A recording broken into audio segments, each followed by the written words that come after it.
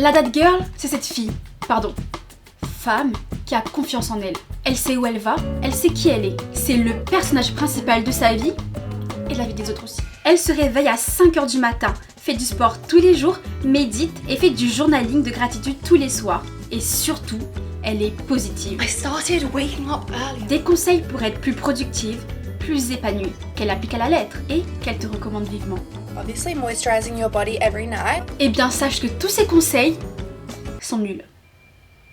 Quand tu vas sur le profil Instagram de la That Girl, c'est le stéréotype de la matcha girl. C'est rempli de jus détox et de citations motivantes. Et pour te dire, quand je vois ce genre de vie, je complexe. Faut que je devienne cette fille-là. Alors je vais sur YouTube et j'écris How to become That Girl. Et je tombe sur une multitude de vidéos de motivation. En apparence, ça a l'air plutôt simple. Alors, j'ai essayé et j'ai détesté. Dans cette vidéo, je vais vous expliquer pourquoi la mode de That Girl ne fera pas de toi une meilleure personne. Pourquoi elle peut être toxique, marketing et surtout fake. Tu l'auras compris, aujourd'hui, on va bitcher. Tu es sur la chaîne de Tifa Soa, abonne-toi si ce n'est pas encore fait et c'est parti. Alors voilà, j'ai essayé. Je suis devenue la meilleure version de moi-même, celle qui a débloqué son plein potentiel. Life is good though. I want y'all to see that life is great. Your life is great too. Have a good time, man. Have some fun. Mais avec du recul, ce n'était pas la version de moi que j'avais imaginée de base. C'était plutôt la version qui répondait juste aux standards de la That Girl. Et je pense que beaucoup de femmes se reconnaîtront dans ce que je dis. Premièrement, je ne veux pas tomber dans le discours de girl power classique. Mais à notre époque, en tant que femme, on a l'occasion d'être qui on est, de devenir ce qu'on veut vraiment. Enfin, plus ou moins, tout n'est pas parfait. Mais pourtant, on nous répète toujours la même chose. Il faut être une boss girl, être indépendante, riche et jeune, voyager le plus souvent, manger sainement, être entreprenante, businesswoman, active, bref, vous l'aurez compris. Il faut être cette fille. Autrement dit, That Girl. Il n'y a rien de mal à réussir, ni à avoir du succès. Mais par contre, ça commence à être mauvais dès qu'on te force à rentrer dans une case. Une case où on te rabâche sans cesse. Voilà comment tu devrais être pour être considérée comme une meuf à succès. Alors qu'au final, on a toute notre propre définition du succès et de la réussite. Il n'existe pas qu'un seul type de réussite comme la That Girl veut nous faire croire. Mais t'abuses en fait, c'est juste pour nous pousser vers le haut. Pousser vers le haut qui ? Parce que j'ai surtout l'impression que c'est une façon pour certaines de se mettre sur un piédestal. Si tu réussis pas, c'est que tu ne te donnes pas assez les moyens. Moi, c'est de cette façon que j'ai réussi. Regardez. Il y a qu'à voir tes influenceuses préférées. T'inquiète, j'en reparlerai juste après. Chaque femme a sa propre histoire, ses propres défis, ses propres aspirations. Alors, pourquoi devrions-nous tout aspirer à devenir That Girl ? Est-ce que te lever tôt, manger sain, faire du sport, est-ce que ça te rendrait même plus productive ? Est-ce qu'on ne mérite pas mieux que d'être réduite à une série de routines et de critères esthétiques ? J'ouvre le débat en commentaire. En tout cas, pour moi, le concept de That Girl n'est pas qu'un énième cliché qu'on nous impose d'être. Sinon, j'en ferais pas toute une vidéo. C'est aussi une tendance nocive et je vais vous expliquer pourquoi. Quand on te dit qu'une personne est authentique, qu'est-ce que tu te dis en premier ? Qu'elle est vraie, sincère, chill, des qualités cool, non ? Pourtant, est-ce qu'on peut dire que That Girl est authentique ? Est-ce que se forcer à suivre une routine ou un style de vie, c'est être authentique ? Surtout si c'est pour suivre une mode ou se donner un genre. Chacune d'entre nous a ses propres intérêts, passions et aspirations. Le concept de That Girl valorise souvent une productivité incessante, affirmant que chaque moment doit être optimisé pour l'apprentissage ou l'amélioration. Cela néglige la valeur du repos et du simple plaisir de ne rien faire. Par exemple, moi j'adore voir des films et des séries. Je suis une cinéphile quoi. J'aime passer des heures à ne rien faire, manger des chips dans mon lit tout en regardant des films. Ça, c'est mon bonheur à moi. Ça me donne de l'inspiration et même des fois ça m'aide à trouver des sujets de conversation. Et quand je vois la That Girl, ça me fait trop culpabiliser. Alors que pour ma part, je pense qu'il vaut mieux être heureuse que de se forcer à entrer dans un moule. Le monde nous met suffisamment de pression comme ça pour qu'on se rajoute soi-même. Donc oui, j'imagine que quand tu te goinfres en pyjama dans ton lit, tu complexes quand tu tombes sur ce genre de vidéo. Attention, je ne dis pas qu'il ne faut pas travailler sur ses défauts, mais il y a un monde entre corriger ses défauts et devenir une personne radicalement différente. L'authenticité, c'est la base d'une vie épanouissante. C'est en étant vrai qu'on peut créer des relations sincères et prendre des décisions en accord avec nos principes. En résumé, la That Girl est fake dans tous les sens du terme. Fake car elle n'est pas sincère dans son attitude, mais fake car les conseils qu'elle prodigue sont tout aussi fake ou peu réalistes tout du moins. Je m'explique. La vie est imprévisible. Le concept de That Girl nous présente une image d'une vie parfaitement orchestrée, du réveil au coucher. Mais soyons honnêtes, On est combien à pouvoir prétendre avoir des journées parfaitement planifiées tout le temps? C'est peut-être le cas de ton influenceuse préférée, qui n'a pas de patron, pas de collègues, pas des journées de travail de 8h à 19h, du lundi au vendredi, qui n'a peut-être pas d'enfants dont elle doit s'occuper, qui peut commander Uber Eats tous les jours, et qui n'a pas de vaisselle à faire. Mais nous, la populace, on n'a pas le même mode de vie. Et quand nous, on ne réussit pas, on a comme l'impression que le monde s'écroule sous nos pieds. Parce qu'on ne peut pas échouer. Il y a des jours où les choses ne se passent pas comme prévu.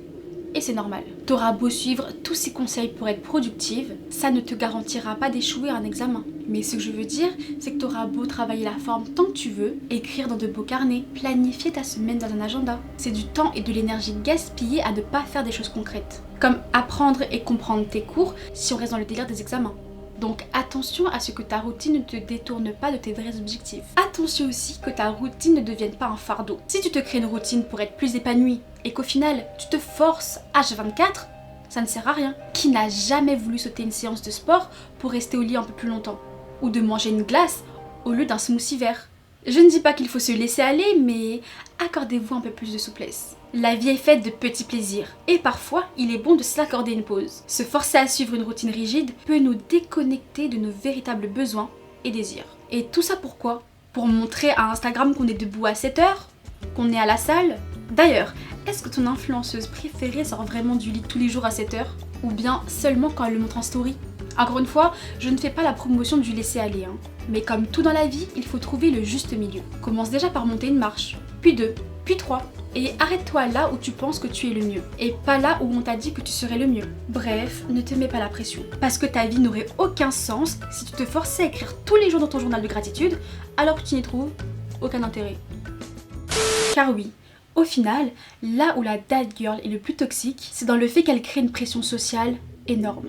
Et cette pression peut mener à des relations malsaines. Les réseaux sociaux sont déjà saturés de comparaisons avec des gens qui montrent leur best life. Alors forcément, on se dit, pourquoi je ne peux pas être comme elle?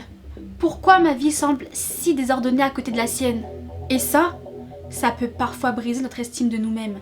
Mais il faut se rappeler que les réseaux sociaux montrent souvent une version filtrée de la réalité.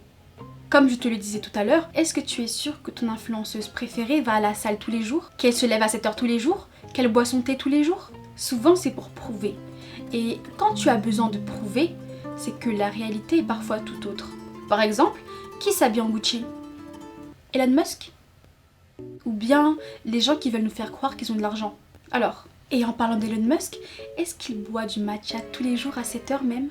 N'oublie pas, le Nutella, moins t'en as, plus tu cherches à l'étaler. Alors on va encore dire que je suis aigrie. Et je le suis. De toute façon, même si un influenceur réussit vraiment à tenir cette routine, tant mieux pour lui. Au lieu de se comparer à une image irréaliste, il serait plus bénéfique de célébrer nos propres accomplissements. Ne cherche pas à être meilleur qu'une autre. Commence déjà par être meilleur que la personne que tu étais hier. Bon, je sais pas pourquoi j'ai dit ça, mais ça sonnait bien. Mais en vrai, d'où vient ce délire de dad girl? Moi, j'ai une théorie. J'ai dit théorie, donc il n'y a rien de fondé. Attrapez pas ma veste. Je pense que la plupart des filles qui ont lancé ce genre de contenu ont le syndrome de l'imposteur. Peut-être qu'elles avaient l'impression de ne pas mériter leur succès. Et forcément, à l'ère des réseaux sociaux, où tout le monde se compare, où tout le monde cherche à sortir du lot, ça ne m'étonne pas que certaines aient ressenti le besoin de prouver qu'elles méritaient leur succès. Ce besoin a pu conduire à des comportements du genre montrer qu'on est productive, disciplinée, puis les likes et les commentaires ont pu les inciter à continuer. Et d'autres ont reproduit ce genre de contenu pour elles aussi avoir des interactions. Le but est maintenant d'être la meuf la plus productive. Et bam, la tendance dad girl est créée. Le business et le marketing ont flairé le potentiel et ont propulsé cette mode. Et oui, j'ai réussi à être hyper productive depuis que j'ai fait des affirmations positives dans mon journal. C'est génial, parce que grâce à ça, je deviens le personnage principal de ma vie. Vous le serez aussi si vous l'achetez. Je vous mets le lien et mon code promo dès maintenant. Et oui, comme on l'avait dit juste avant, les origines de la dad girl, c'est beaucoup de reproduction, mais encore plus de marketing. Vérifie par toi-même. Va sur le profil de toutes celles qui te vendent du rêve. Regarde la description. Est-ce qu'il n'y a pas de partenariat, de lien affilié? Dans une société de consommation, tout peut être commercialisé, même nos insécurités. Le concept de dad girl ne fait pas exception à cette règle. Ça semble inspirant en surface, mais creusons plus en profondeur. Regarde autour de toi et vois comment ce concept a été récupéré pour vendre. Des agendas, des vêtements de sport, des programmes de bien-être, des compléments alimentaires.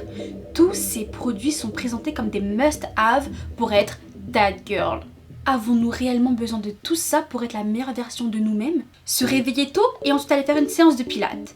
Mais une séance de pilates dans la nouvelle collection de leggings Super Confort. Pour être concentré, faites-vous un matcha, mais avec un code promo de telle marque. Pour être productive, il faut que tout soit beau chez soi. Et pour ça, il faut se prendre cet organisateur de frigo, l'article en bio avec les affiliés. Vraiment, une illusion coûteuse, financièrement et même émotionnellement. Comme pour de nombreuses tendances, il est probable que That Girl sera remplacé par un autre concept à la mode, et ça dans un avenir proche. Les entreprises qui capitalisent sur cette tendance aujourd'hui pourraient promouvoir une idée complètement différente demain, laissant les consommateurs sur le côté avec des carnets et autres produits démodés. Alors si tu veux vraiment être That Girl, ne te laisse pas avoir s'il te plaît. Alors voilà, c'était tout pour moi. Je sais que je prends un risque en parlant de ça, mais vous en pensez quoi?